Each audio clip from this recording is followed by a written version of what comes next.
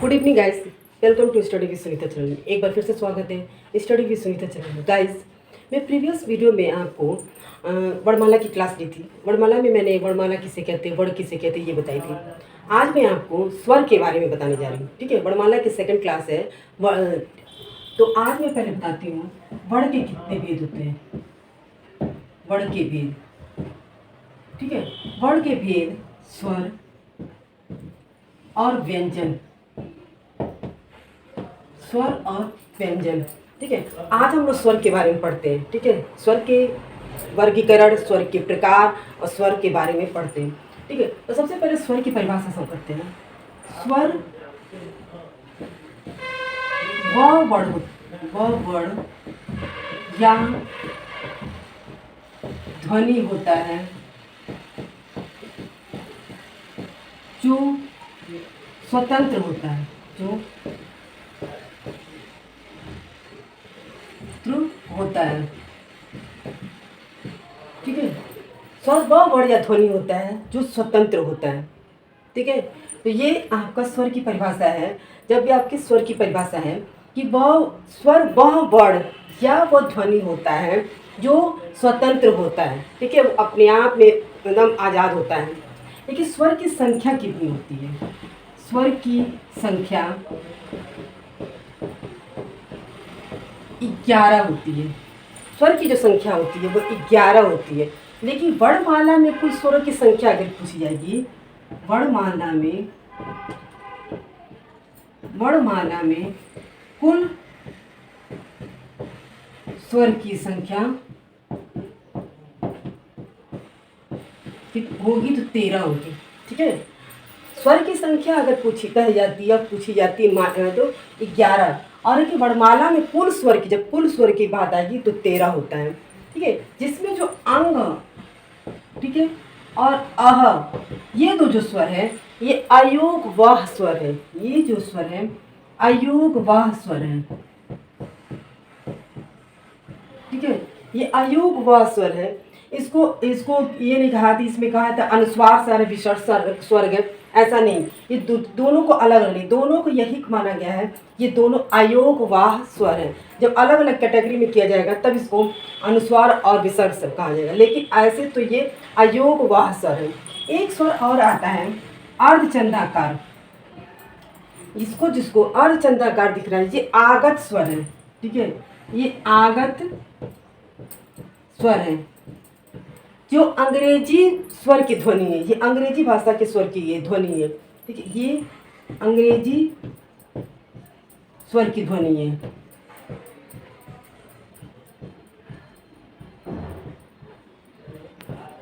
अंग्रेजी स्वर की ध्वनि है। इसी को आगत स्वर। देखिए फिर से समझते हैं वर्ण के भेद, स्वर और व्यंजन। ठीक है, आज की जो क्लास है वो स्वर की क्लास है। अब स्वर की परिभाषा क्या है? स्वर वह वर्ण है या ध्वनि होता है जो स्वतंत्र होता है। ठीक है, वो एकदम स्वतः होता है। स्वर की संख्या कितनी होती है? 11। अगर आपसे पूछा जाता है या कहा जाए कि स्वर की संख्या कितनी, तो 11 बताएंगे। लेकिन कुल स्वर की संख्या इसका मतलब कितना होगा? वो 13। जो अंग और आह जो स्वर होते हैं ये स्वर में लिखा जाता है। ठीक है, इसको लिखा जाता है, लेकिन ये अयोग वाह स्वर होता है। ये कौन सा स्वर होता है? अयोग वाह स्वर होता है। ठीक है ना। और एक अर्धचंद्राकार, ये जो अर्धचंद्राकार स्वर, इसको आगत स्वर कहते हैं। ये आगत स्वर है, अंग्रेजी स्वर की ध्वनि है ये। ठीक है, अंग्रेजी भाषा की ध्वनि है, स्वर की ध्वनि है। जैसे लिखते हैं ना कॉलेज, ठीक है, ऑफिस, इस तरह के जो शब्द होते हैं ये अंग्रेजी स्वर की ध्वनि है। और इसी में ये अर्धचंद्राकार लगता है। इसी को हम बोलते हैं आगत स्वर। जब भी आपसे ये पूछा जाएगा या कहा जाए आगत स्वर किसे कहते हैं, आगत स्वर क्या होता है? आगत स्वर वह स्वर की ध्वनि होती है जो अंग्रेजी स्वर की ध्वनि कही जाती है। ठीक है, और ये अर्धचंद्राकार होता है। तो ये आपको स्वर समझ आ गया होगा इसकी। और स्वर की संख्या 11 होती है, कुल स्वर की संख्या 13 होती है। अंग अयोग वह स्वर है। और ये है अर्धचंद्राकार स्वर जिसको आगत स्वर कहते हैं।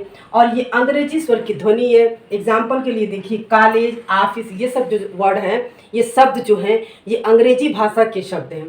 ठीक है, अब आगे चलते हैं स्वर की भेद। अभी तक आप लोग केवल बेसिक ये समझे हैं कि क्या स्वर होता है, ताकि आप स्वर की परिभाषा, स्वर के ये सब, ठीक है। अब हम स्वर की भेद पढ़ते हैं। स्वर के भेद दो तरीके से हुआ। एक उच्चारण के समय पर, और एक होता है जाति के आधार पर। जाति के आधार पर, ठीक है ना। उच्चारण के समय के आधार पे, ठीक है, उच्चारण के समय के आधार पे स्वर के तीन भेद होते हैं, ठीक है। ह्रस्व स्वर, दीर्घ स्वर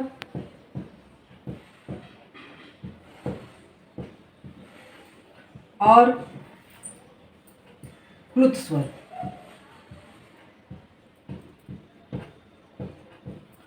ह्रस्व स्वर में कौन कौन सा आता है? आ, ठीक है, ई, ओ, टी, ये ह्रस्व स्वर में आता है। इसकी संख्या होती है 4। और बाकी जो बचता है जो, ठीक है,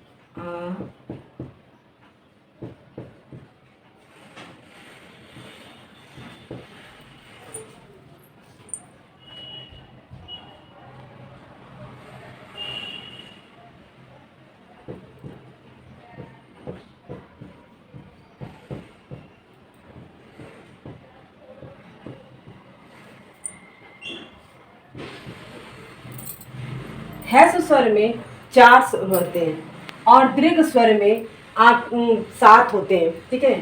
अ, ई, उ, री, ये 4 स्वर ह्रस्व स्वर है। दीर्घ स्वर आ, ई, उ, ए, ओ, औ, ये 7 स्वर जो हैं आप ही किस में आते हैं? दीर्घ स्वर में, ठीक है ना। अब इस और प्लुत स्वर, अब प्लुत स्वर में कोई ऐसा स्वर नहीं है जो ये निर्धारित किया गया है कि इसमें ये स्वर आता है, लेकिन क्या परिभाषा से समझते हैं कि दीर्घ स्वर और ह्रस्व स्वर, प्लुत स्वर क्या है। और जाति के आधार पे 2 स्वर होते हैं। जाति के आधार पे 2 सजातीय स्वर, विजातीय स्वर, ठीक है, विजातीय स्वर। ये हो गया प्रयोग। उच्चारण के आधार पे 3 और जाति के आधार पे 2 सजातीय और विजातीय स्वर। अब आपको चलते हैं कि स्वर की सब परिभाषा आपको बताएंगे। देखिए ह्रस्व स्वर में, ह्रस्व स्वर की परिभाषा ये है, ये इसमें कम समय लगता है। इस स्वर में दीर्घ स्वर की अपेक्षा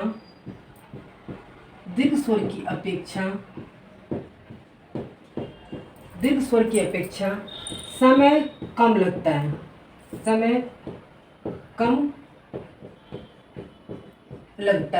ठीक है, स्वर में दीर्घ स्वर की अपेक्षा समय कम लगता है।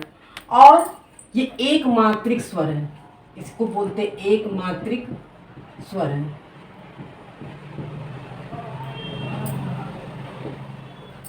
इस स्वर में दीर्घ स्वर की अपेक्षा, ठीक है, समय कम लगता है और ये एक मात्रिक स्वर होता है। दीर्घ स्वर, इस स्वर में ह्रस्व स्वर की अपेक्षा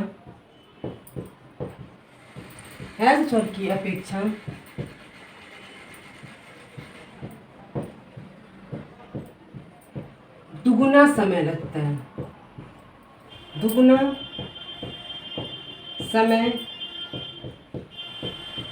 लगता है। ठीक है। इस स्वर में दीर्घ स्वर की अपेक्षा समय कम लगता है, वो एक मात्रिक स्वर है, वह ह्रस्व स्वर है। और दीर्घ स्वर क्या है, इस स्वर में ह्रस्व स्वर की अपेक्षा दुगुना समय लगता है। इसी को हम द्विमात्रिक स्वर कहते हैं, द्विमात्रिक स्वर कहते हैं।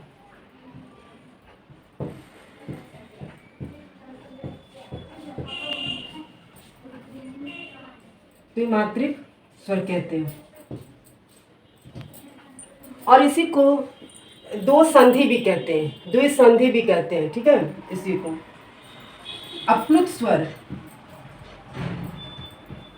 प्लुत स्वर क्या होता है, प्लुत स्वर में क्या होता है, दीर्घ स्वर के से भी अधिक समय लगता है। इसमें क्या है, दीर्घ स्वर से भी अधिक समय लगता है,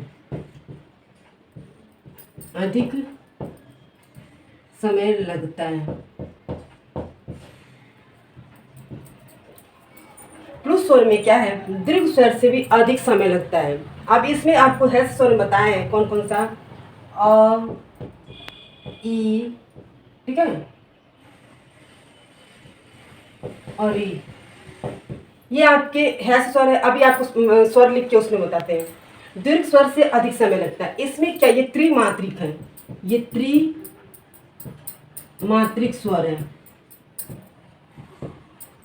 त्रिमात्रिक स्वर है। अब इसमें अब यहाँ पे आप बताते हैं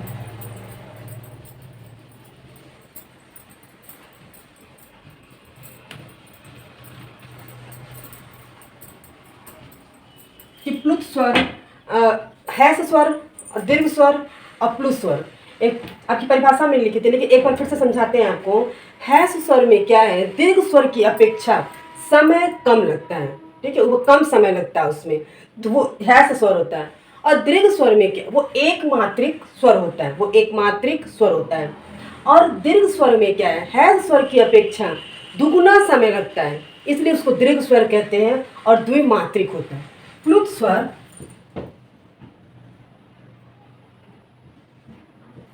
प्लुत स्वर क्या है, प्लुत स्वर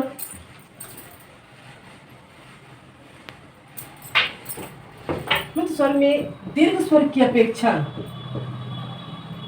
दीर्घ स्वर से भी अधिक समय लगता है, अधिक समय लगता है। ये त्रिमात्रिक होता है, ये त्रिमात्रिक होता है।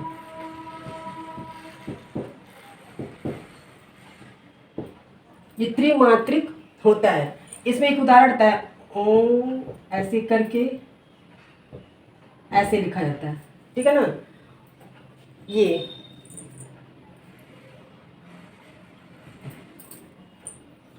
ऐसे करके इसको जब बोलते हैं तो इसमें कैसे, ओम, इसलिए इसमें दीर्घ स्वर से अधिक समय लगता है, एकदम खींच कर इसको बोला जाता है ओम, इसीलिए इसमें समय अधिक लग रहा है। और इसकी को कोई ऐसा पर्टिकुलर स्वर नहीं है जो इसमें हम दिया गया है, निर्धारित किया गया है, लेकिन बस इसकी परिभाषा यही है प्लुत स्वर की, और यही कहा जाता है जिसमें समय यानी कि दीर्घ स्वर की अपेक्षा भी इसे प्लुत स्वर में अधिक समय लगता है, वही दीर्घ स्वर है, सॉरी प्लुत स्वर है। लेकिन इसमें एक वही है कि जो शब्दों में जिसे बोलेंगे इसमें समय बहुत अधिक लगता है, इसकी दीर्घ स्वर की अपेक्षा भी दुगुना समय लगता है, तो वही होगा प्लुत स्वर। जैसे इसमें एक उदाहरण दिया गया ओम, यानी कि इसमें क्या है, इसमें समय अधिक है, जिसमें समय अधिक खींच कर जिसको बोला जा रहा है वही प्लुत स्वर हो गया, ठीक है। अब आता है आपका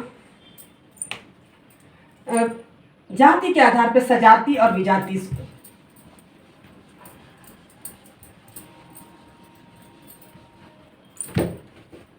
जाति के आधार पे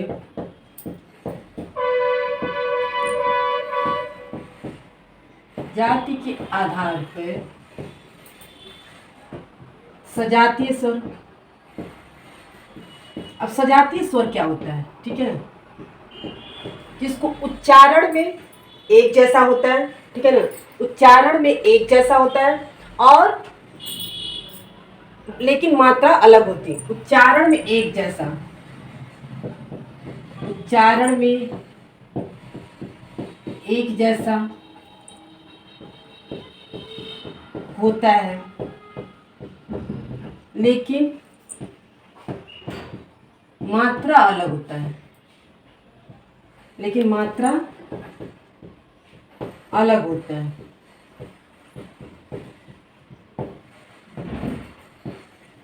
सजातीय स्वर का उदाहरण देखिए, जैसे आ,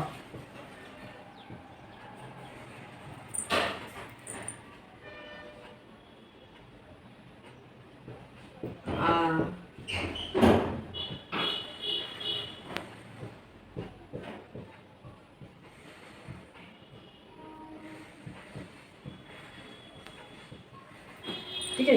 ये सजाती, क्योंकि जब हम उच्चारण कर रहे हैं तो अ आ ई उ ये जो है उच्चारण एक जैसा ही निकल रहा है, ठीक है। मिलता जुलता उच्चारण निकलने के कारण ये सजातीय होता है, ठीक है। ये इसकी मात्रा अलग होती है, लेकिन जो इसका मिलता जुलता जो उच्चारण जब बोलने पे अ आ ई उ ये क्या है, ये आपको एक जैसा उच्चारण होने के कारण ये सजातीय स्वर होता है। और विजातीय स्वर में क्या होगा,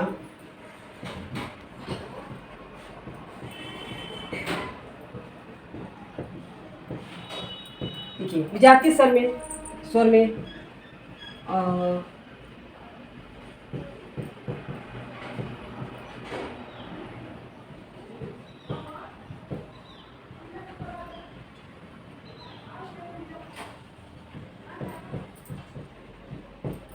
ठीक है। अब विजातीय स्वर में अ बोलते हैं, ई बोलते हैं, उच्चारण अलग, ध्वनि अलग। आ बोल के ई बोलते हैं, इसका भी उच्चारण अलग, ध्वनि अलग। अ बोलने के उ इसका भी उच्चारण अलग, ध्वनि अलग।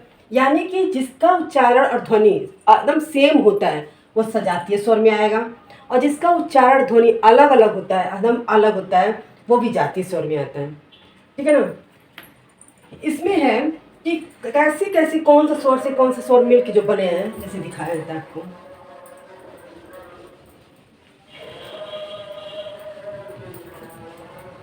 ये दीर्घ स्वर,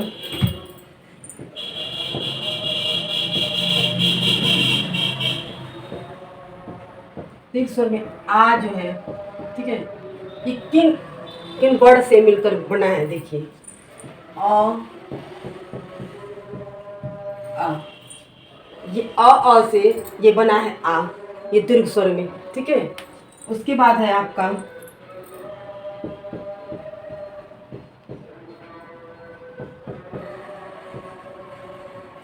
ये हो गया, फिर है आपका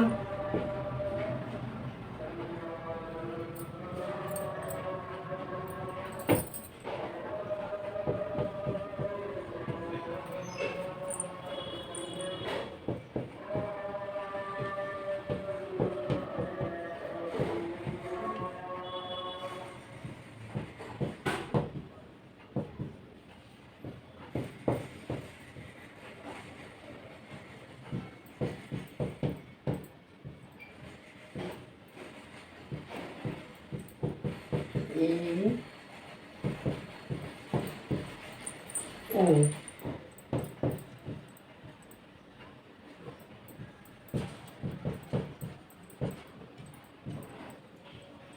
आओ,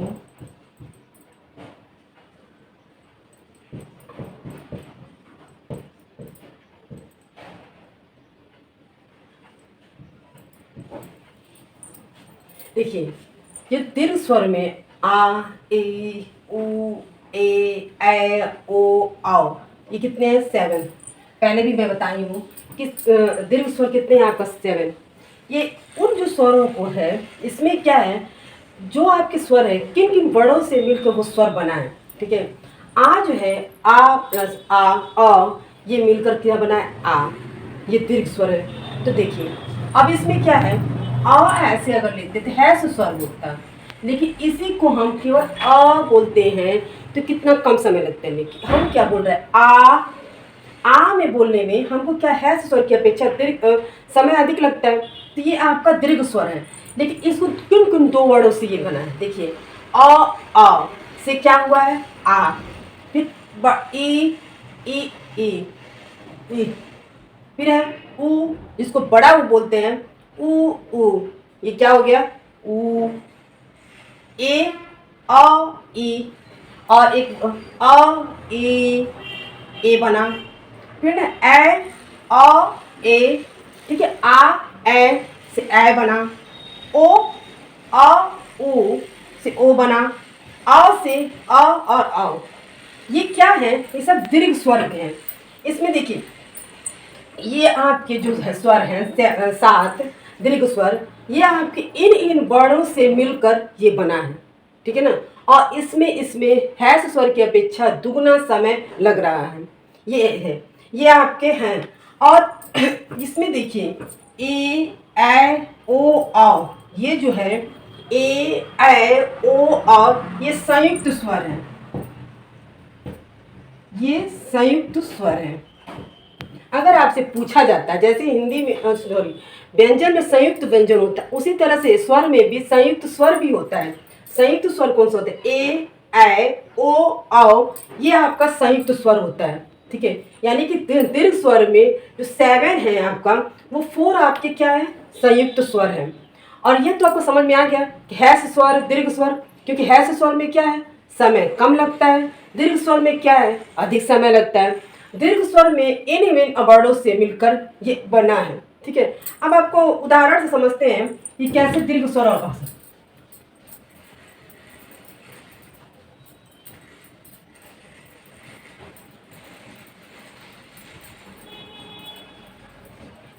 देखिए हैस स्वर का उदाहरण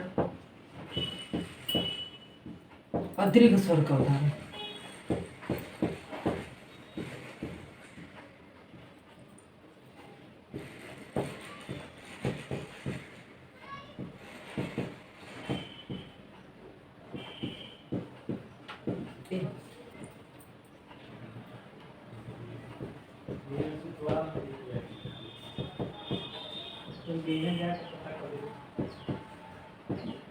देखिए अब इसी से आप समझिएगा कि हैस स्वर में और अंतर और दीर्घ स्वर में अंतर।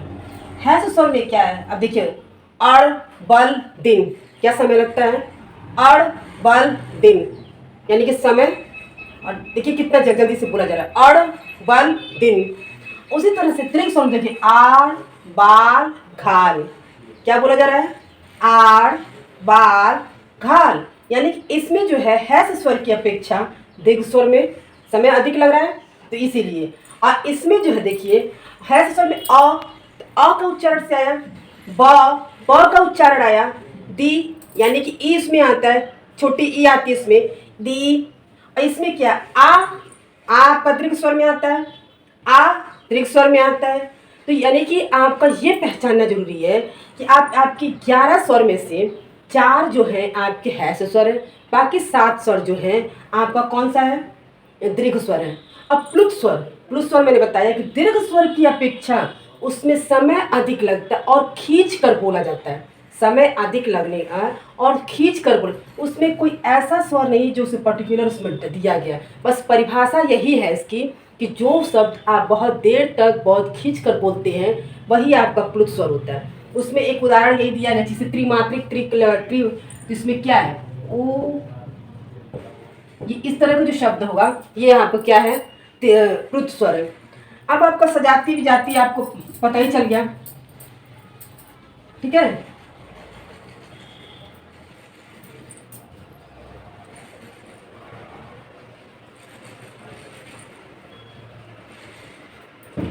देखिए अब सजाती स्वर में भी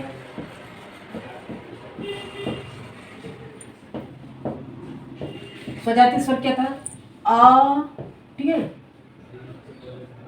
आ बोलेंगे तो ई,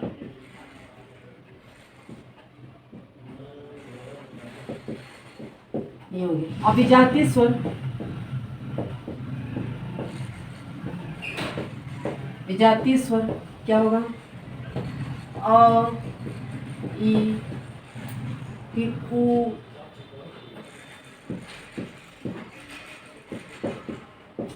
देखिए सजातीय स्वर पहले बताया सजातीय स्वर वो होगा जिसका उच्चारण से, ठीक है ना, एक जैसा होगा, जिसकी ध्वनि एक जैसी निकलती होगी, वो आपका हो जाएगा सजातीय स्वर। जैसे अ बोलते आ, मिलता जुलता स्वर है कि नहीं, आ, ई मिलता जुलता स्वर है, ऊ मिलता जुलता स्वर है। फिर उसी तरह लेकिन मात्रा अलग होगा, स्वर उच्चारण एक होगा, मात्रा अलग होगा। विजातीय स्वर में क्या है, अ ई एकदम उच्चारण अलग, आ ऊ एकदम उच्चारण अलग। ये सब क्या है आपके विजातीय स्वर, जिसका उच्चारण भी अलग, मात्रा तो अलग होगा ही। ठीक है ना। ये आपके थे, यानी कि स्वर के जो भेद थे आपके, उच्चारण के आधार पे 3 भेद और जाति के आधार पे 2 भेद। ये आप लोग गाइस पढ़ा और आपको समझ में भी आ गया होगा। तो अगर आपको समझ में आ गया होगा तो मेरे चैनल को लाइक, सब्सक्राइब एंड शेयर कीजिएगा।